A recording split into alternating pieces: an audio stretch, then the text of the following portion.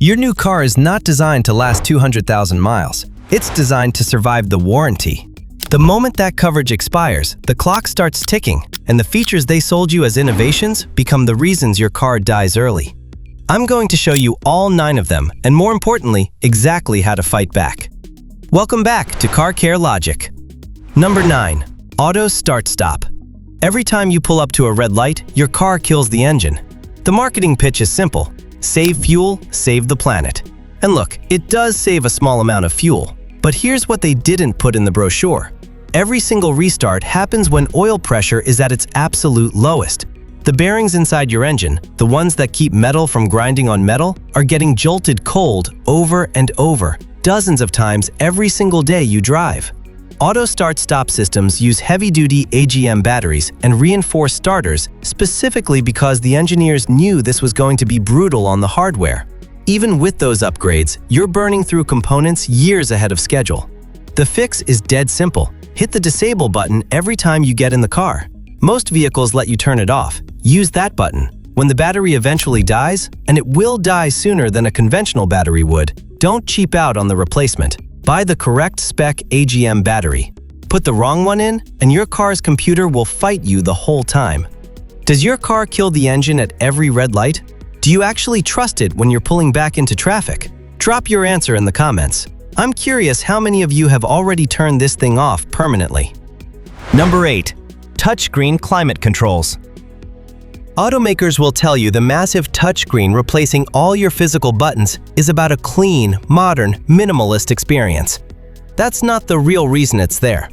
The real reason is that one screen is cheaper to manufacture than 30 individual buttons, knobs, and switches. The bean counter's won, and you're living with the result. Here's why that matters. When a traditional climate knob breaks, you replace a knob. When a touchscreen freezes, and they do freeze, it takes your defroster, your heated seats, your air conditioning, and sometimes your entire HVAC system hostage with it. A failed infotainment unit can easily run you $1,500 to $3,000 or more, depending on the vehicle. Because on modern cars, these systems are deeply integrated. It's not just a screen, it's connected to everything. If you're buying used, test every single climate function before you sign anything. Blast the heat, blast the AC, test the defroster, sit in that seat warmer. Don't assume it works. Beyond that, keep your car's software updated. Manufacturers do push fixes for known issues, and stay far away from cheap aftermarket screens that weren't designed to communicate with your specific vehicle's computer. That shortcut creates very expensive problems. Number 7. Electronic parking brakes. Push a button, the car holds itself. No lever, no cable, nothing mechanical to deal with. Clean, simple, and honestly, kind of satisfying. Until it isn't. Traditional parking brakes used a steel cable. When that cable wore out or snapped, you bought a cable. It cost you maybe $80 in parts. Electronic parking brakes replace that cable with small electric motors bolted directly to your rear brake calipers. When those motors seize, and corrosion absolutely causes them to seize, especially in wet climates or anywhere salt gets on the roads, you don't just fix a cable. You're replacing an entire actuator assembly, and your car isn't going anywhere until you do. There's also a real labor problem here. Compressing rear brake pistons on a conventional caliper takes a simple tool and 2 minutes. On an electronic caliper, you need a scan tool to retract the motor electronically before you can even touch the brakes. That turns a basic DIY job into a dealership visit every single time.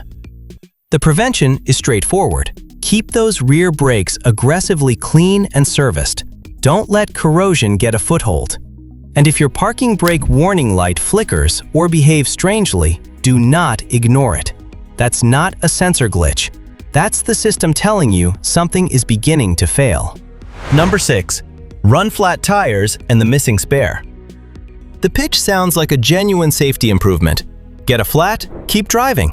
No roadside tire change, no getting stranded. Here's the part they don't lead with. Deleting the spare tire saves the automaker weight. And lighter weight means better fuel economy numbers on the EPA sticker, which means better marketing. Your convenience is a secondary benefit of their cost and weight reduction strategy. Run-flat tires have a reinforced sidewall stiff enough to support the car's weight even when they're completely deflated. That stiffness doesn't disappear when the tire is inflated. You feel it on every road.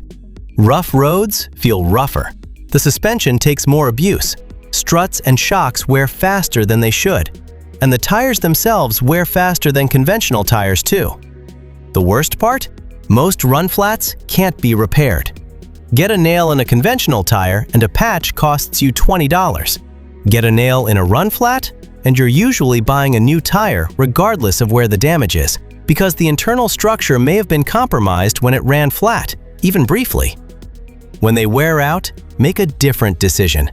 Switch to a quality conventional tire, carry a plug kit and a portable inflator in your trunk, and if your trunk has the space, find a compact spare that fits your vehicle. You'll have a better ride, longer tire life, and a real solution when something goes wrong. Number 5. Tiny turbocharged engines. The engineering pitch is legitimate on its face. Downsize the engine, add a turbocharger to recover the power, use less fuel at a steady cruise. A 2.0-liter turbocharged 4-cylinder producing 300 horsepower sounds like a genuine technological achievement, and in many ways it is. But the gap between what a turbo engine can do and what it can sustain over 150,000 miles is where owners get hurt. A turbocharger spinning at 100,000 revolutions per minute gets extremely hot. It depends entirely on clean, properly spec'd oil to lubricate its bearings. When that oil degrades, or when you stretch your change interval too long, those bearings cook. And when a turbo bearing fails, it doesn't just fail quietly. It sends metal fragments through the oil system and into the engine. What starts as a $1,500 turbo replacement becomes a full engine rebuild conversation. Heat is also the reason you should let a turbocharged engine idle for 30 seconds after a hard drive before you shut it off. The turbo keeps spinning after the engine stops. If you've been driving hard on the highway and you pull into your driveway and immediately kill the ignition, the oil stops circulating while the turbo is still glowing hot. That's how you cook bearings. 30 seconds of idle lets things cool down properly. Cut your oil change intervals below whatever the factory recommends. Use the exact viscosity and spec the manufacturer requires. Not close, exact. And give the car that cool down time. A turbocharged engine maintained this way can absolutely go the distance. One that isn't, won't. If this video is already saving you money, do me one quick favor and hit subscribe. It's free, and it's what lets Car Care Logic keep telling you the things the dealership won't. Now let's get into the top 4. Number 4. Direct injection. This one is genuinely clever engineering that creates a genuinely annoying long-term problem. In a traditional port-injected engine, fuel is sprayed into the intake manifold before it enters the cylinder. That fuel naturally washes the back of the intake valves, keeping them clean. Direct injection sprays fuel straight into the combustion chamber, bypassing the valves entirely. More precise, more efficient, more power per drop of fuel. Real gains.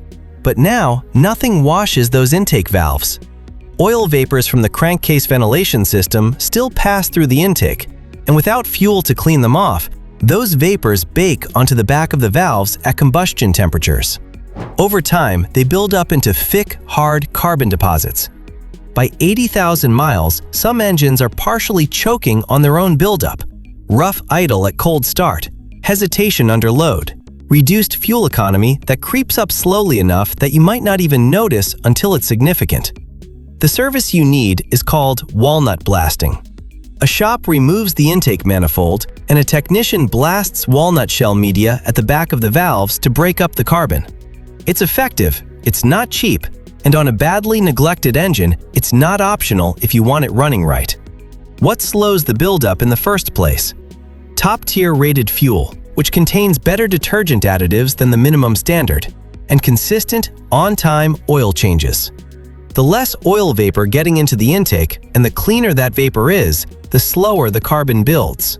You won't prevent it entirely, but you can push that first walnut blast from 80,000 miles to 120,000 miles with good habits. Number 3. CVT Transmissions. The continuously variable transmission has no fixed gears. It uses a pair of variable width pulleys and a belt or chain to provide a theoretically infinite range of ratios, giving you seamless, stepless acceleration and keeping the engine in its most efficient RPM range at all times. Fuel economy wins. Smooth driving experience. These are real. The problem is heat. CVTs run hot by design. The fluid that lubricates and cools the transmission degrades faster than conventional automatic transmission fluid. And when CVT fluid breaks down, the transmission starts to slip. You'll feel it first at low speeds, a subtle shudder or vibration when you accelerate gently from a stop. That shudder is the beginning of the end. Here's the brutal reality of CVT failure. Unlike a traditional automatic, most CVTs cannot be economically rebuilt when they fail. The internal components are too precisely machined and too intolerant of wear. When a CVT goes, you're usually replacing the entire unit.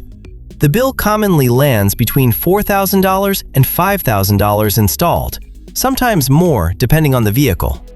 Your owner's manual may say the CVT fluid is a lifetime fill. That is not true. Change it every 30,000 to 40,000 miles, no exceptions, using only the exact fluid specified for your transmission. This single maintenance item is the difference between a CVT that goes 200,000 miles and one that grenades itself at 110,000 miles and takes your savings account with it. Number 2. Cylinder deactivation. V8 engines that can shut down 4 cylinders at highway cruise are impressive technology. You get the torque and power of a full V8 when you need it, and the fuel economy of a 4-cylinder when you don't. The EPA numbers look great. Owners love the concept. The execution is where things get complicated. To shut down a cylinder, the system uses what are called collapsing lifters, specially designed valve train components that can mechanically deactivate, keeping the valves closed while that cylinder coasts. These lifters live in a high-heat, high-pressure environment, and they're far more mechanically complex than a conventional solid lifter. They're also far more sensitive to oil quality and oil change intervals. When collapsing lifters fail, they fail badly. A stuck or collapsed lifter doesn't just cause a misfire, it can take out the camshaft lobe above it. And if you're unlucky in how it fails, you can end up with metal debris in the oil system and a full top-end engine repair on your hands. Certain engines, and you know who you are if you've been following the automotive news, have become notorious for this exact failure pattern. Pull your dipstick manually between oil changes. Don't trust the oil life monitor alone.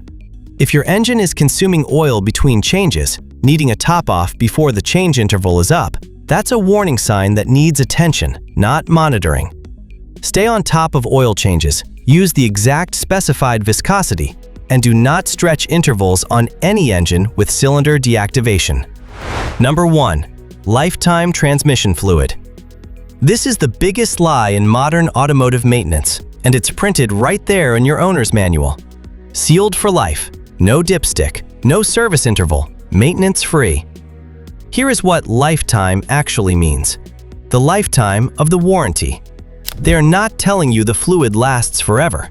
They are telling you it lasts long enough that the transmission won't fail while it's their problem. No fluid defies the laws of physics. Heat breaks down molecular chains. Friction generates metal particles. Oxidation occurs. Shift quality degrades so gradually you never notice because there's no dipstick to pull, no fluid to look at.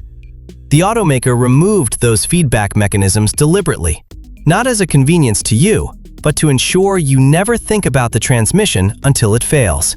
And it will fail. Somewhere between 100,000 and 150,000 miles, the transmission that was sealed for life develops a problem.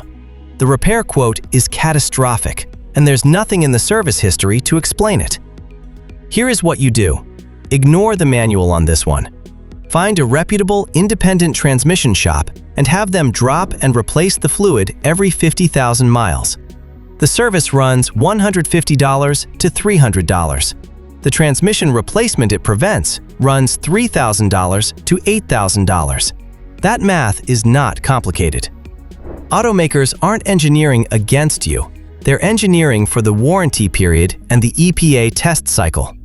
What happens at mile 100,000 is simply not their problem by design. But now you know exactly what to watch for. Preventative maintenance costs $100 to $300. The repairs that follow from skipping it cost $3,000 to $8,000. That gap is the whole game. Click the next video right now. I covered the maintenance items your factory schedule doesn't list at all.